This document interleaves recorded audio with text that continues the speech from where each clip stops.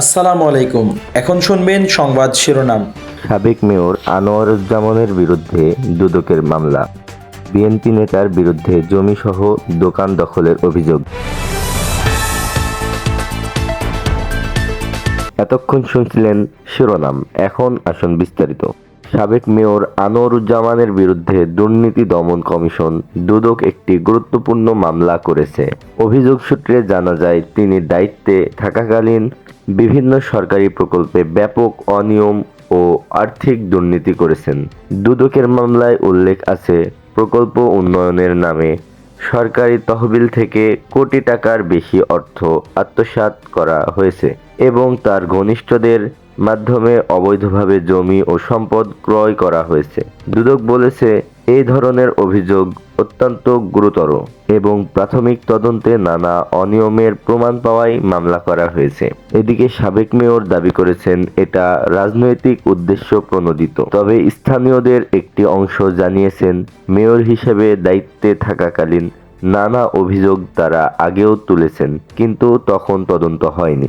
দুদকের টিম এখন সম্পদের উৎস, ব্যাংক লেনদেন সহ সব নথি যাচাই করছে। মামলাটি বর্তমানে তদন্তাধীন রয়েছে। বিএনপি নেতার বিরুদ্ধে জমি ও দোকান দখলের অভিযোগ। এক বিএনপি নেতার বিরুদ্ধে জমি ও দোকানপাট দখলের অভিযোগে এলাকায় তীব্র ক্ষোভ তৈরি হয়েছে। ভুক্তভোগীরা অভিযোগ করেছেন, দীর্ঘদিন ধরে তিনি রাজনৈতিক প্রভাব ও ভয়ভীতি দেখিয়ে বিভিন্ন জায়গা জোরপূর্বক দখল করে আসছেন।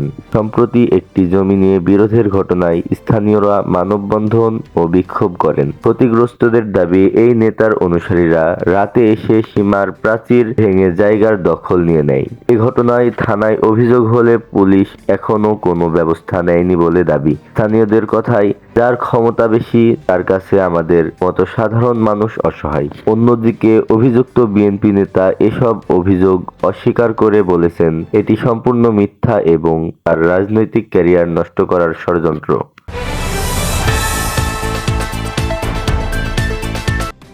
ধর্মের নামে ট্যাবলেট বিক্রি করে জনগণের সঙ্গে প্রতারণার পরিকল্পনা চলছে সালাউদ্দিন আহমেদ।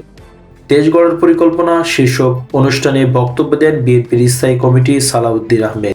রাজধানীর কৃষিবিদ ইনস্টিটিউটে বিএনপির স্থায়ী কমিটির সদস্য সালাউদ্দিন আহমেদ বলেছেন, একটি দল শুধুমাত্র ধর্মের নামে ট্যাবলেট বিক্রি করে জনগণের সঙ্গে প্রতারণার পরিকল্পনা করছে। ওই দল জনগণ এরই মধ্যে চিনেছে, তাদের মুখোশ উন্মোচিত হয়েছে।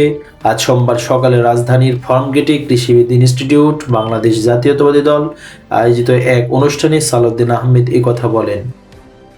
বিজয় মাস উপলক্ষে দেশ গড়ার পরিকল্পনা শীর্ষক এই অনুষ্ঠানে ছাত্র দলের সারা দেশের জেলা পর্যায়ের বিভিন্ন ইউনিটের হাজারও বেশি নেতা আসেন।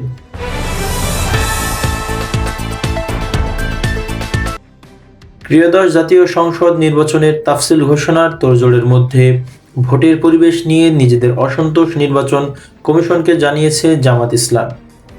দলটির মতে এখনও সবার জন্য সমান সুযোগ বা লেভেল প্লেয়িং ফিল্ড নিশ্চিত হয়নি। ইসিকে সুনির্দিষ্ট পদক্ষেপ নিতে হবে। আজ সোমবার ঢাকার আগরগাঁয়ে নির্বাচনের ভবনে সিসির বৈঠক শেষে জামাত ইসলামীর সেক্রেটারি জেনারেল মিয়া গোলাম পরোয়ার সাংবাদিককে কথা জানান। বিদ্যমান অবস্থায় কিছু তথ্য প্রমাণ সুনির্দিষ্টভাবে সিসির সামনে তারা তুলে ধরেছে বলে জানান তিনি। গোলাম পরোয়ার বলেন, মাঠ প্রশাসনের নিরপেক্ষতা, লেভেল প্লেয়িং ফিল্ডের কথা বলেছি। প্রশাসনে কর্মরত বড় বড় কর্মকর্তা এবং ইলেকশনের সঙ্গে রিলেটেড অফিসারদের নিরপেক্ষতা নিয়ে এসব প্রশ্ন উঠেছে, সেটা আলোচনার বিষয় ছিল। এরপরে আমরা আলোচনার অবৈধ অস্ত্র উদ্ধার যে অভিযান, সেটাকে আমরা খুব ইফেক্টিভ দেখছি না। অন্তর্বর্তী সরকার আগামী ফেব্রুয়ারিতে নির্বাচন আয়োজনের ঘোষণা দিয়েছে। তা ধরে ইসি সংসদ নির্বাচন ও গণভোট একই সঙ্গে করার প্রস্তুতি নিচ্ছে।